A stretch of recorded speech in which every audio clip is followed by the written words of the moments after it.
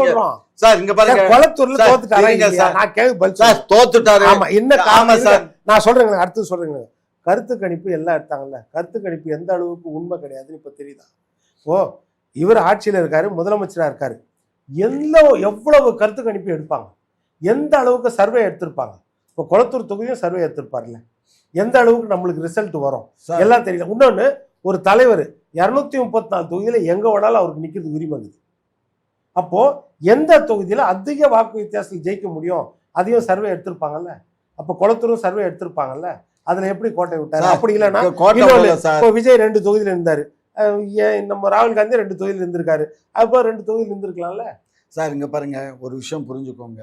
நீங்க சொன்னீங்க பாருங்க, குழந்தைகளுடைய பேச்சை கேட்டு தகப்பன்கள் வாக்களிச்சது இந்த காலம்.